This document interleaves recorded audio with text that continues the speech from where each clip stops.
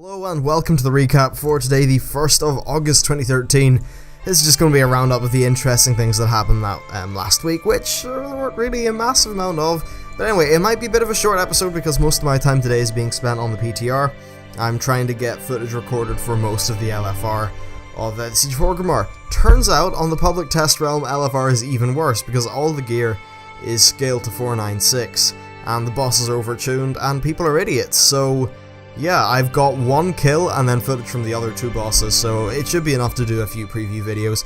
Anyway, let's get on to talking about the stuff. So there's really only four things about the movie, Stormwind, Hearthstone, and then the PTR. So, with the movie, there are two current leaks out at the minute. The first one is from a casting call, and it seemed kind of legit from the thing calling for actors, and it pretty much was talking about Arthas being the main character, and it was certainly hinting a lot more at Arthas as a prince, not the whole Lich King lore, so we'll probably be starting off introducing the Kingdom of Lordaeron, and probably Dalaran as well, because, well, obviously they're pretty close together.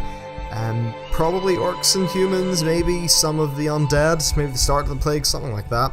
And then the second one was Khadgar. That was the second leak. It was from bleedingcool.com.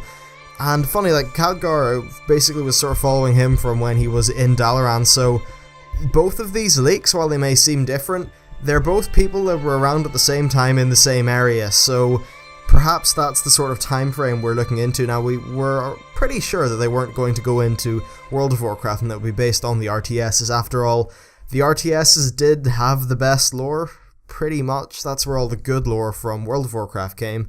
And when World of Warcraft tries to make its own lore, it doesn't really seem to do as good a job as they did with the RTSs, which is understandable because the RTSs were a far better platform than an MMO for telling a story, you know, with all the different cutscenes they had and all the dialogue and that kind of thing. So yeah, movie stuff, interesting. It could be either, it could be both, or it could be none, but it's kind of my duty to report leaks when they come out.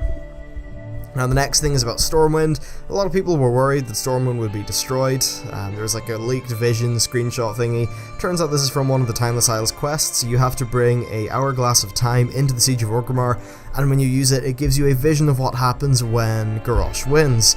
And Stormwind has been pretty much like Shah bombed, I suppose, and all of the Alliance and Horde leaders and general cool people, or not so cool people, are impaled in spikes, which really seems to be Garrosh's kind of thing, you know, if he's pissed off with you, he impales you on a spike, which is fair enough.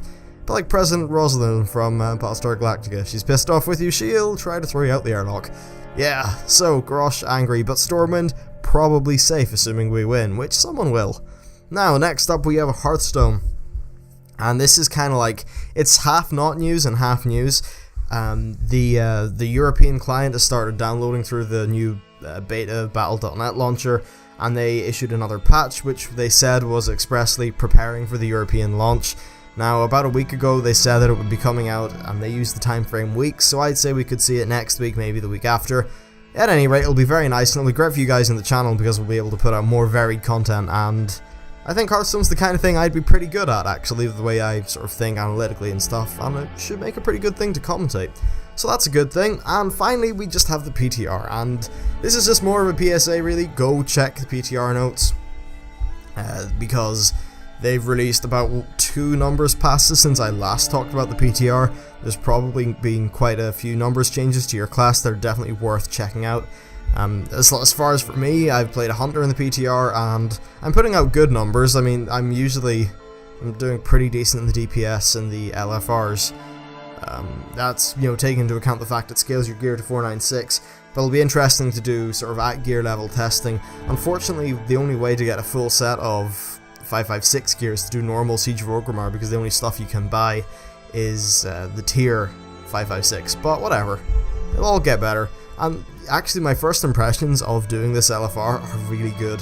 I mean, okay, the bosses are not LFR friendly at all, but I'm thinking from the perspective of flex upwards, and they're really fun bosses. The place just looks great, so I have high hopes. Anyway, that's it for today's short little episode, so thank you for watching. Please like and subscribe, and I'll see you next time.